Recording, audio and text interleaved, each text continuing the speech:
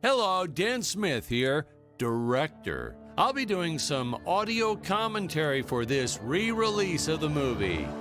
Oh, wait, not yet. Sorry, sir, this is just the DVD menu. The movie hasn't started yet.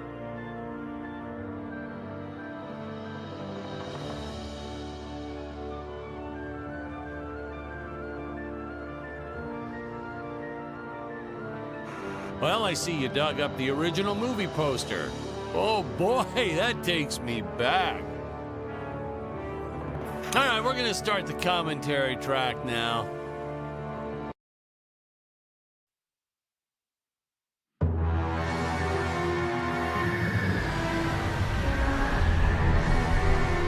Hello, Dan Smith here. I directed this film back in, well, it feels like a century ago. Yeah. The studio asked me to provide a commentary track for the DVD release. And wham! Straight into the action. No fluff or anything. That's what we did back then. Crash-landed ship. Out pops our hero, the fearless Dick Starspeed.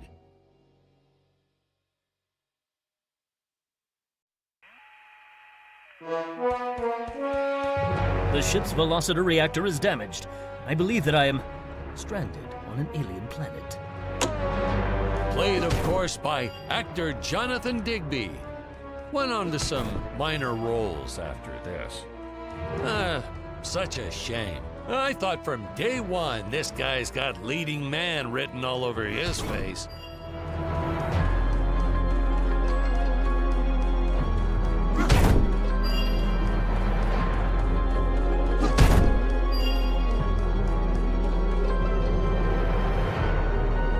Greetings, citizens of Gravoria. I am Dick Starspeed, and I come in peace. Probably shouldn't have had Dick draw his weapon when he was talking about peas. Well, maybe one day we'll go back and CG it into a sandwich or something instead. Ha! Just kidding. And this is what people pay to see. A no-name middle-aged B-list actor duking it out with stuntmen in costumes. Such stunning choreography. Now, the extras in those robot suits really knew how to take a punch. Oh, literally. I told Jonathan not to hold back. Give it all to him. Kick him in the nuts and bolts.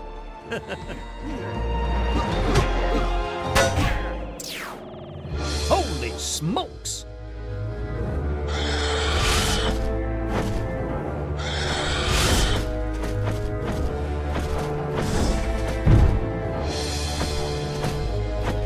If I land squarely on that grain silo, I should survive this fall unscathed. Well, I shouldn't say this now, but you could actually see the strings if you squinted hard enough.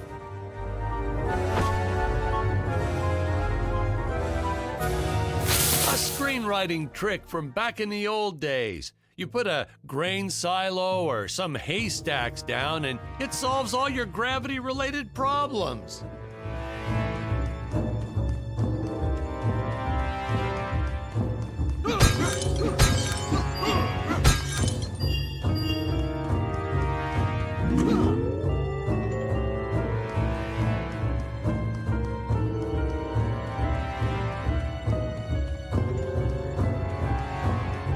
It appears some of my equipment was lost when my ship was shot down.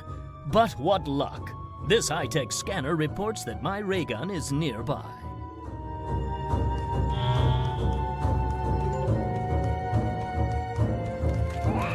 Oh, the dinosaurs! You just don't see quality stop motion like this anymore, do you? Someone actually sat there and moved them, frame by frame. Today, it'd be done with computers, but where's the artistry in that?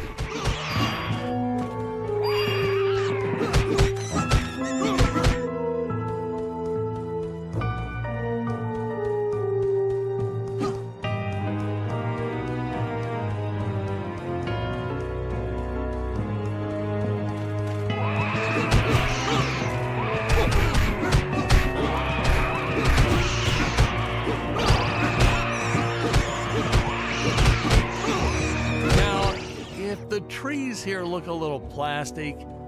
Well, it's because they are. I took them from the set of my last film. Vampire Island 2. We got our fair share of nasty letters from scientists complaining about our portrayal of the dinosaurs. Was news to me. Apparently these stegosauruses weren't meat eaters. Must have preferred shellfish or something. Wow, how do they know? That's what I say.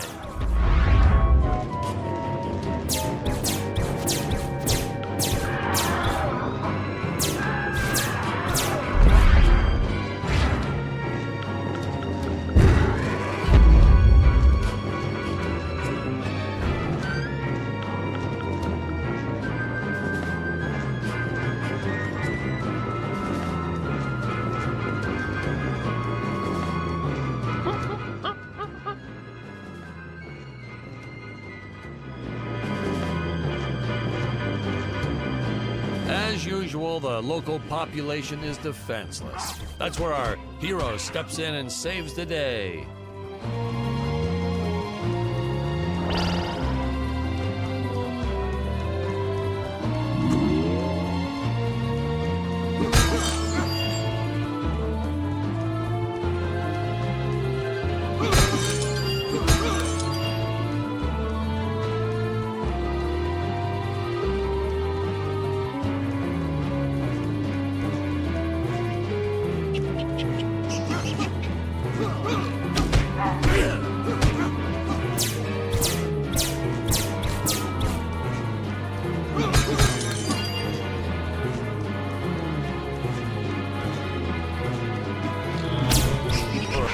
We put Jonathan through a lot shooting this film. He wasn't the best actor, especially when reacting to getting hit. He's what you call a flincher. So I told the stuntman to really just go to town on him. It's the only way to get an honest performance sometimes. Our props master tried to make the weapons soft, but there's only so much you can do. Lucky for us, Dick's entire body was covered in that spacesuit. That thing was a lifesaver when it came to hiding bruises.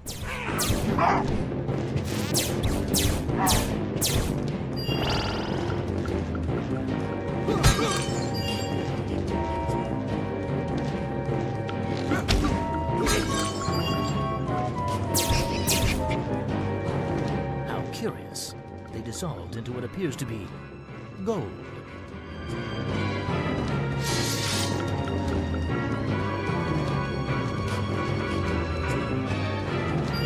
You'll notice the gold disappears when Dick touches it.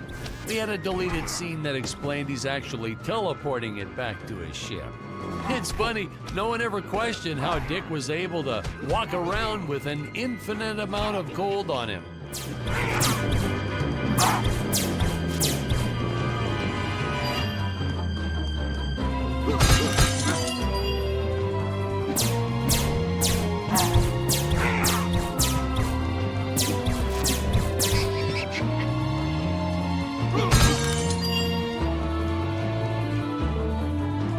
We had to redo these shots. Our first attempt was kind of a disaster. We tried using real apes, thought it'd cut down on the costume budget a bit. But have you ever tried working with apes? They are the worst actors ever. They don't sit still for a moment, and the second you take your eyes off of them, they're flinging their feces all over the place. Jonathan refused to work with him after he got, well, let's just say that he had to take more than a couple of showers one day. You know, you never forget the smell of monkey poo. We steam cleaned the studio top to bottom. Still never got rid of it entirely. All through the rest of the shot, we kept finding those little surprises hiding inside various props. Boy, were those the days.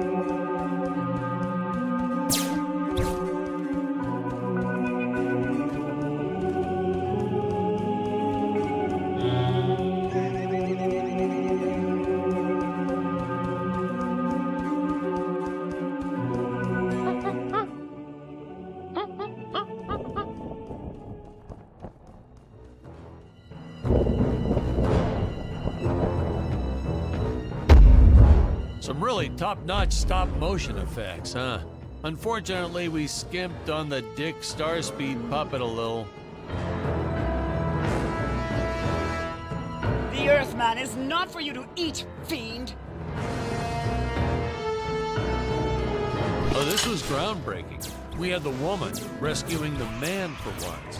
We were really ahead of our time with this scene, but well, then again, I've always been rather progressive. The studio exec didn't seem to get why it was such a big deal, though. Sorry, we don't see this as anything unusual. Ha! Of course! It's unusual. A woman would never save the man. It just doesn't happen. Not in the movies, not in real life. I don't know why we didn't get more recognition for this scene. Well, I guess I was just a little too ahead of my time.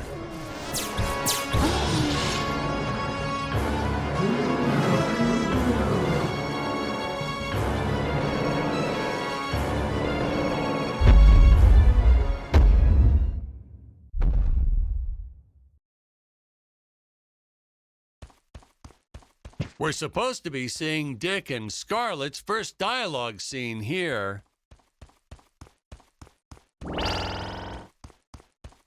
Thank you for saving me, strange woman. What is your name? I am the magnificent Scarlet Nova. Do not question my motives. Just be happy that you are still alive. I must speak with my father at once. I shall teleport to his chambers.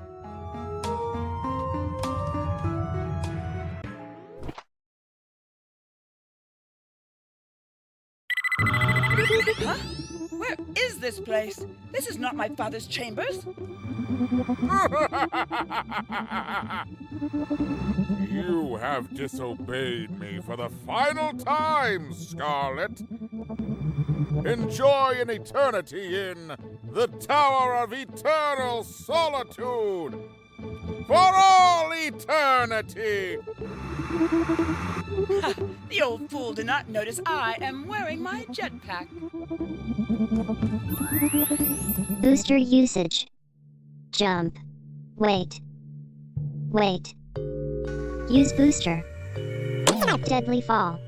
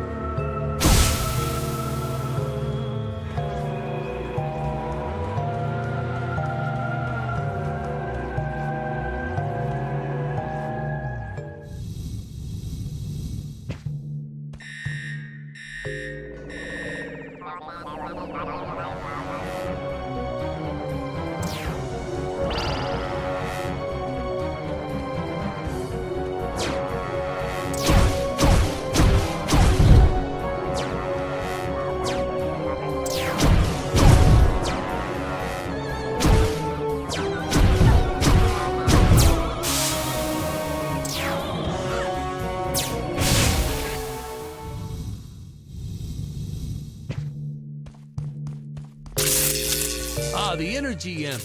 Such a neat effect. We had to paint each movement frame by frame and superimpose it into live footage. We were pulling all-nighters for weeks.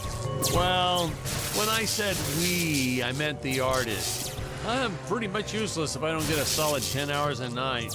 But they were at it forever. They had to redo it all because I accidentally told them red instead of blue the first time. Artists.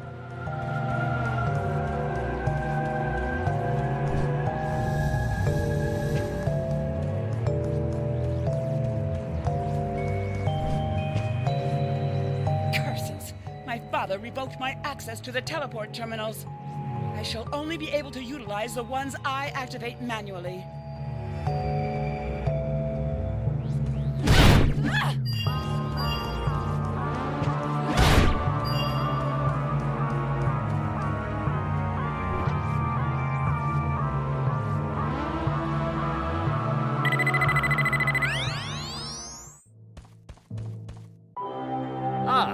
knew you would return. Puny Earthman, you shall help me overthrow the Emperor. Why would you turn against your own father? How do I know I can trust you? Oh, this scene. I long to be This free is from practically the Shakespeare in outer space. just as the entire planet does. And, huh? Patrick, what's wrong with the video? Sorry, sir. Technical problems. Darn it, we're missing some really good writing here. There. Sorry about that.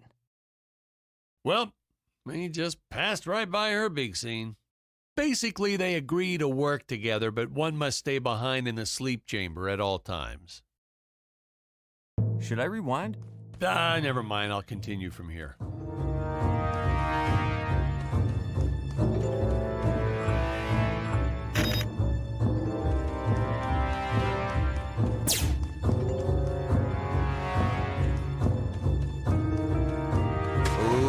Ooh, the fearless sea monster, always patrolling the shore, eagerly awaiting for his next meal.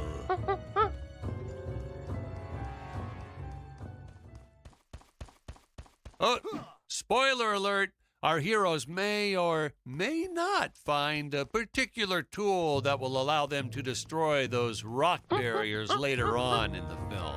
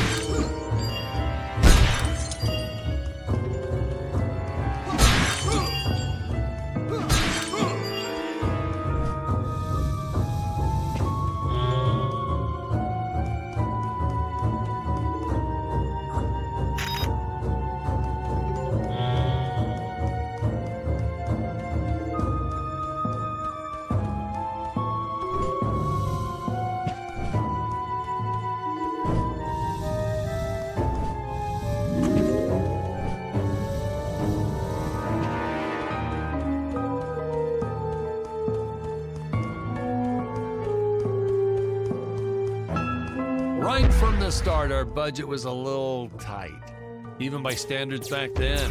To make do, Tony shot a couple scenes in black and white. Originally, he intended to use it for flashbacks. But then I had to break it to him. Our film doesn't have flashbacks. We almost made it a silent film just to cut costs.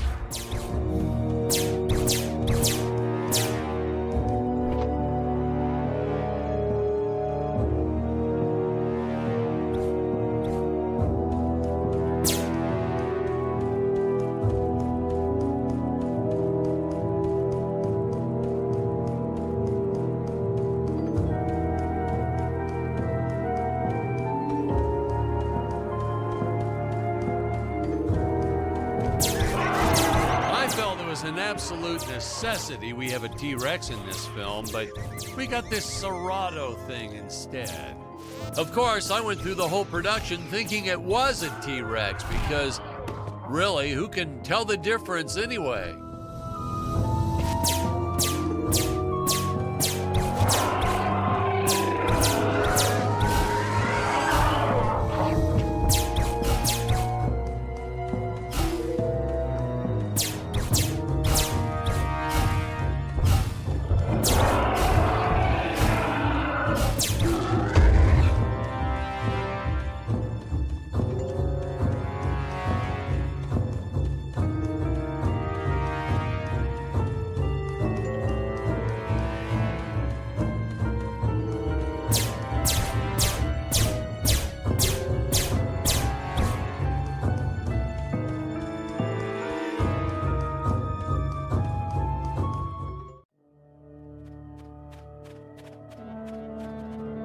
It would appear that now is the time for us to climb the deadly Tower of Monsters.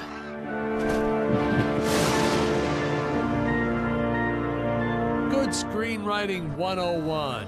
Always announce the title within the film itself. How else are you going to let the audience know your heroes really mean business? Now, that weapon, it's just an electric shaver, but you know, I bet you'd never guess it was, would you? They look so futuristic.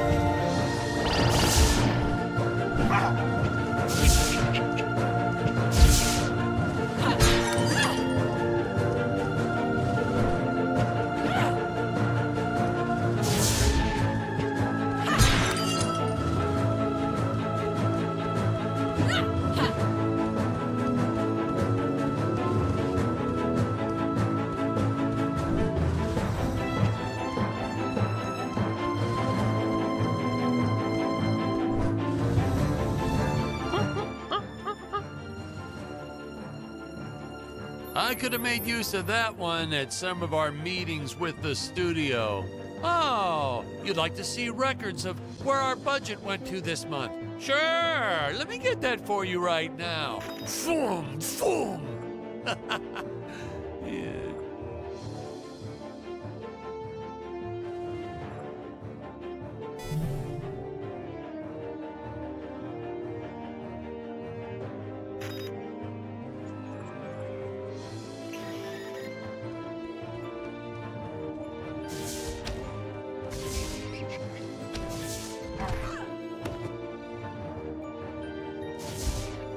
Unfortunately, those meetings ended in a much different way.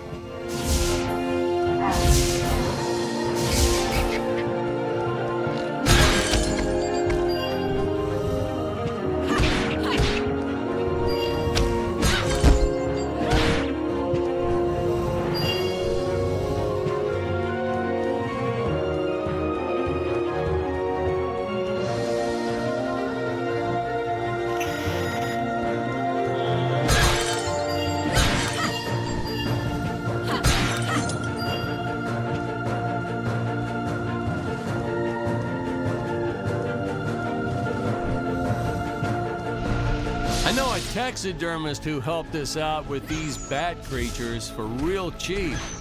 He's not good. He's kind of sloppy if you want to know the truth. But that's the best part. A sloppy bat looks scarier. Oh, but you gotta sew up that sphincter. Just trust me on that one.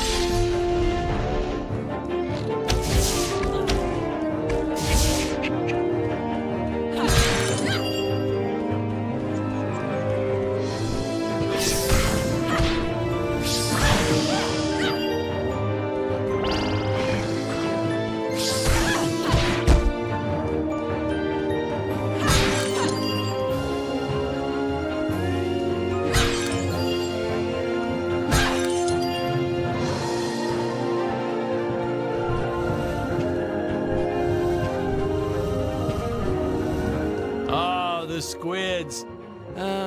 Some board member had these nephews who really wanted to be in the films. They made me cast them as squids. Whatever happened to artistic integrity? If you're going to cast a role not on merit, at least let it be a hot female role.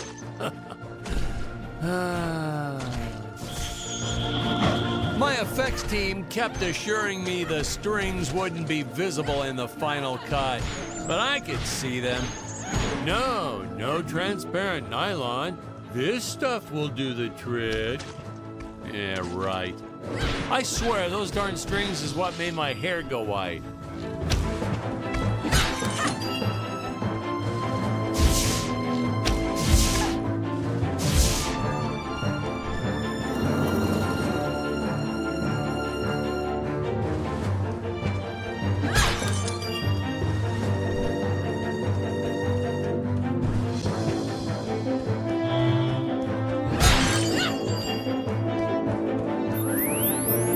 Teleport usage. Jump. While in the air, use teleport. Quickly return to upper floor.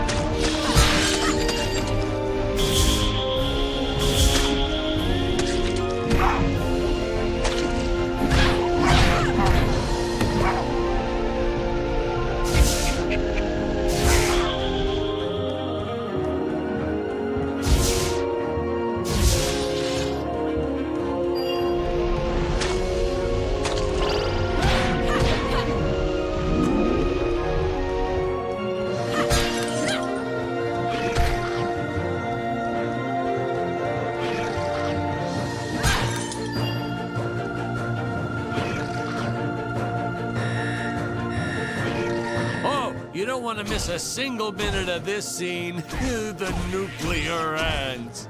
Hey, we need to remind the audience our heroes are climbing a tower, so I needed something that would stick to wall. Originally, we had these web-footed what-have-yous. Not very scary. And then I left some cake out in my trailer, and it was crawling with ants in the morning. And that's when it hit me. What is the most obnoxious thing in the world?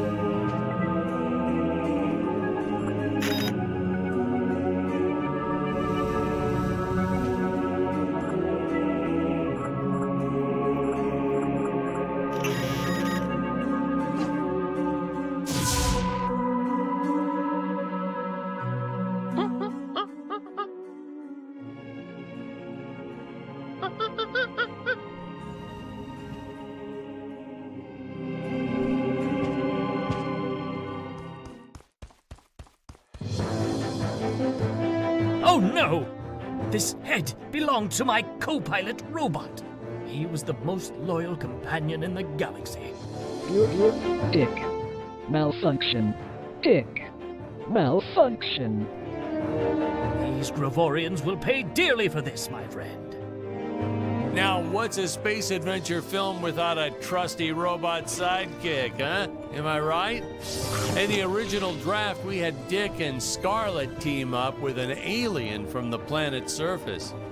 You know the type, pointy ears, wise and emotionless. But then we came to our senses and realized that a giant tin can robot's way cooler. Besides, everybody was doing the alien thing back then.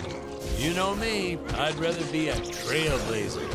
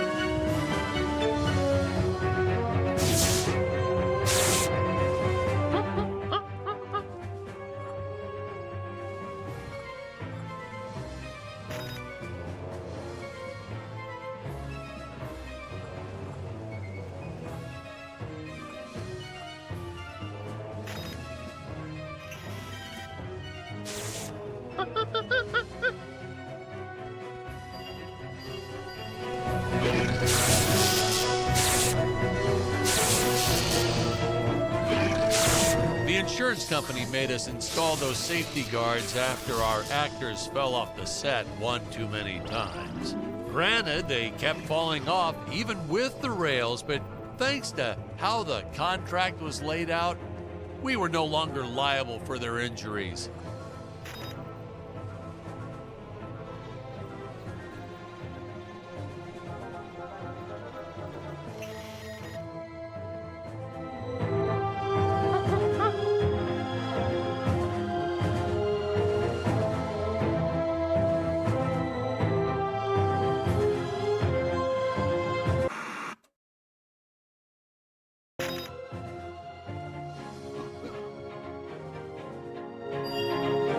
Well, ladies and gentlemen, I guess it's time to talk about the elephant in the room. Why on earth does this crazy film have title cards on screen when people are talking? You're thinking that, aren't you? I know you are. I would be too. Well, we had thought about making it a silent film at one point, so we shot a lot of scenes up close like this, with the dialogue written out for the audience to read. Well, when we swapped over to making a talkie, well, we just decided to keep on going rather than reshooting all those scenes. Hey, now what's going on? This isn't the right...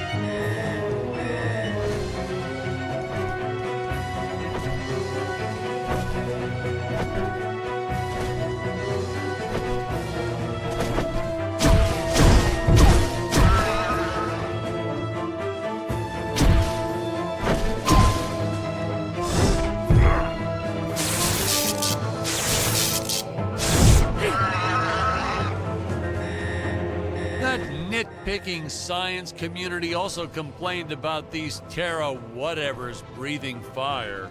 Like there's fossil evidence of dinosaurs not ever shooting fireballs. It's not like I gave them neck frills or had them spit poison or anything ridiculous like that.